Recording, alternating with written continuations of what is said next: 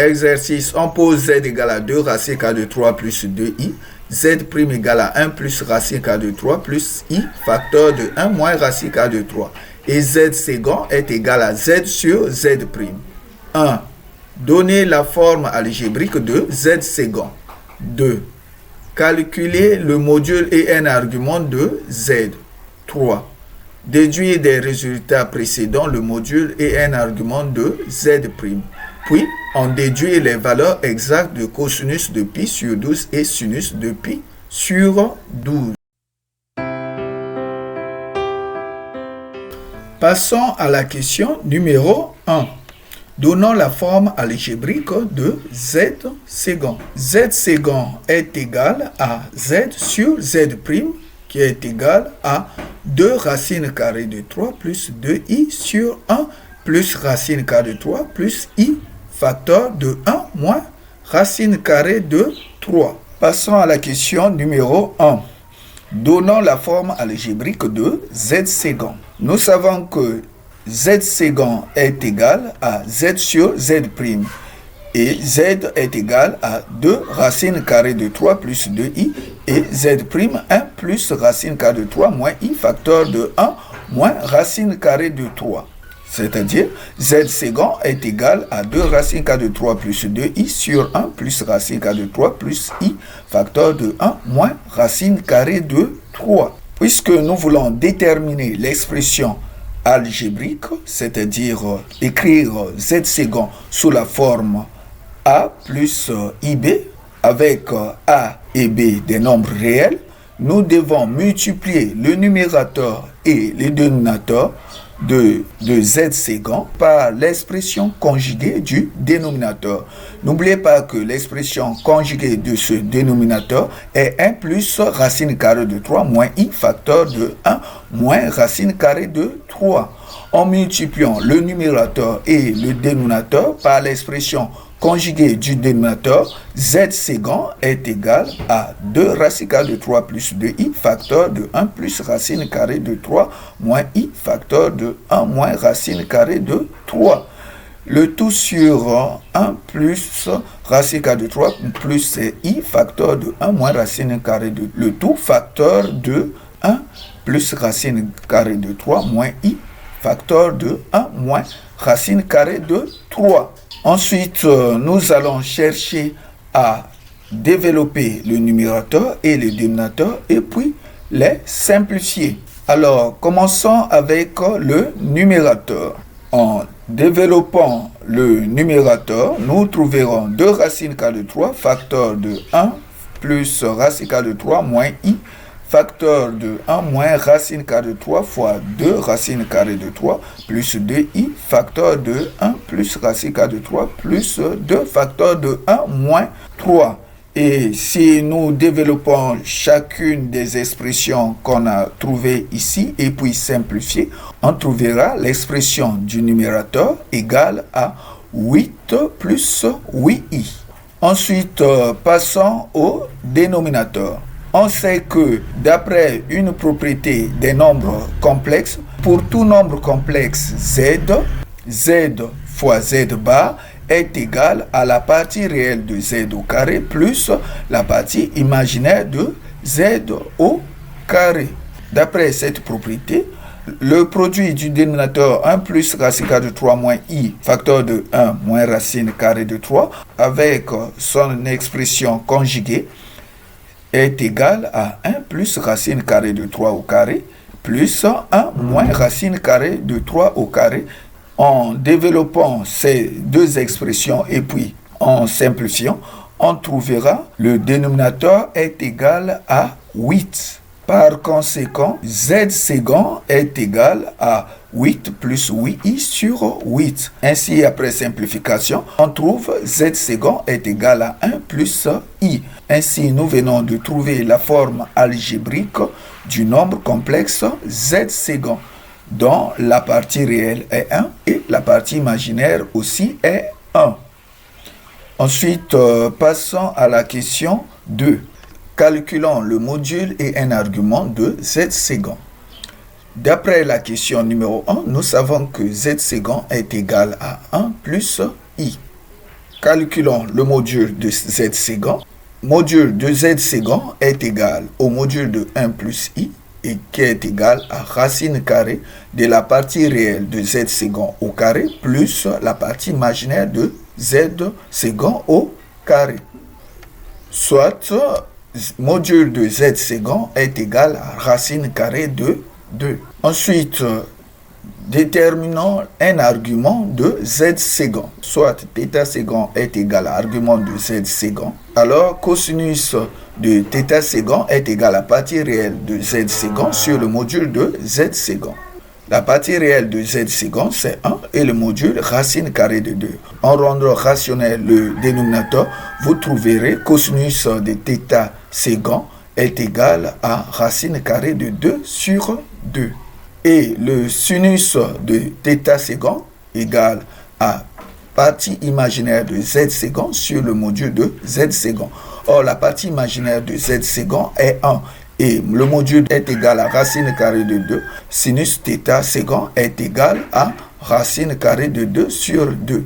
D'après le tableau des valeurs remarquables vues en trigonométrie, la valeur auquel le cosinus donne racine carrée de 2 sur 2 et le sinus donne racine carrée de 2 est pi k.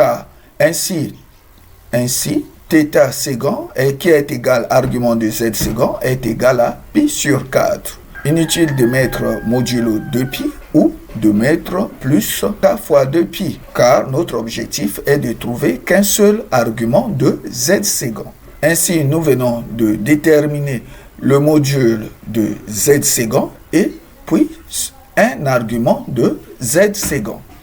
Question 3. Calculons le module et un argument de z.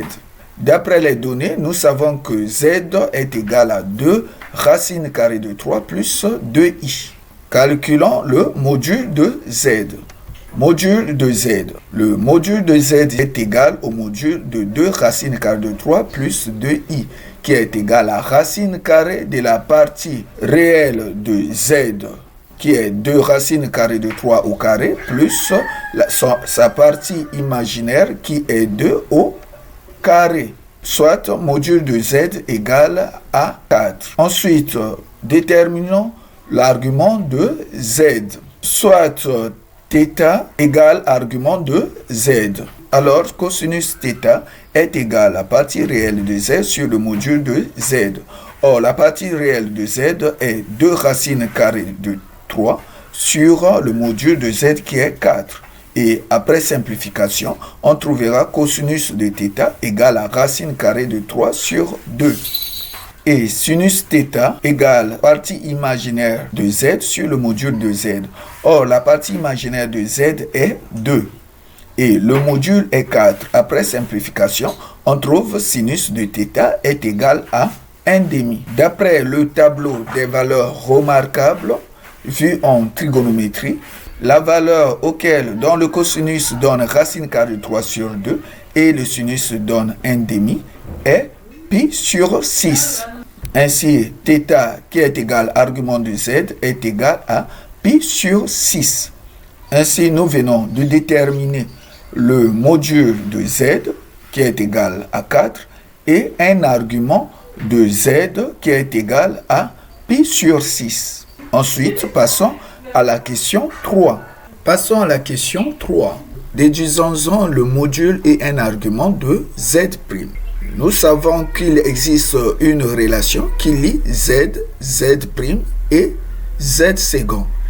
Et la relation est z secant est égal à z sur z'. Soit z' est égal à z sur z secant. Déduisons le module de z'. Module de z'. Le module de z' est égal au module de z sur z secant, qui est égal au module de z sur le module de z secant. Or, d'après les résultats précédents, le module de z secant est égal à racine carrée de 2 et le module de z est égal à 4. Ainsi, le module de z' est égal à 4 sur racine carrée de 2, qui est égal à 2 racine carrée de 2. Ensuite, déduisons l'argument de z'. Argument de z', θ' égale argument de z'. Or, nous savons que z' égale à z sur z second. Donc, l'argument de z' est donc égal à argument de z sur z second, qui est égal à argument de z moins argument de z second. Puisque nous cherchons qu'un seul argument, donc il est inutile de mettre modulo 2π ou plus k fois 2π. Et ce que nous remarquons ici, les arguments se comportent comme les fonctions logarithmes. Nous savons que logarithme de a sur b est égal à logarithme de a moins logarithme de b, à condition a et b soient strictement supérieurs à 0. Et si vous remarquez ici, c'est presque la même chose. Argument de z sur z second est égal à argument de z moins argument de z second. Or, d'après les résultats précédents, nous savons que argument de z est égal à pi sur 6 et l'argument de z second est égal à pi sur 4, soit θ' est égal à pi sur 6 moins pi sur 4. Ainsi, θ' est égal à moins pi sur 12. Donc, nous venons de déterminer le module de z' et un argument de z'. Ensuite, déduisons les valeurs exactes de cosinus de pi sur 12 et sinus de pi sur 12. Nous remarquons que dans les nombres complexes que nous venons d'utiliser, dans les nombres complexes z, z' et z second, le nombre complexe qui a une relation directe avec pi sur 12 est z'. Dans ce cas, nous allons donc utiliser l'argument de z' qui est θ' pour déterminer les valeurs exactes de cosinus de pi sur 12 et sinus de pi sur 12. Comme θ' est un argument de z', cela veut dire que cosinus de θ' est égal à la partie réelle de z' sur le module de z', soit cosinus de θ', nous savons que θ' égale à moins pi sur 12, donc cosinus de moins pi sur 12 est égal à 1 plus racine carrée de 3 sur 2 racine carrée de 2. 1 plus racine carrée de 3 est la partie réelle de z', et 2 racine carrée de 2 est le module de z'. Nous savons que la fonction cosinus est une fonction paire. Cela veut dire que cosinus de moins pi sur 12 est égal à cosinus de pi sur 12. Et en rendant ici le dénominateur rationnel, c'est-à-dire en multipliant le numérateur et le dénominateur par racine carrée de 2, on trouve cosinus de pi sur 12 est égal à racine carrée de 2 plus racine carrée de 6 sur 4. Puisque nous savons que θ' est un argument de z', donc sinus de θ' est égal à la partie imaginaire de z' sur le module de z', soit sinus de moins pi sur 12 est égal à 1 moins racine carrée de 3 sur 2 racine carrée de 2. Puisque nous savons que la fonction sinus est une fonction impaire, cela veut dire que sinus de moins pi sur 12 est égal à moins sinus de pi sur 12.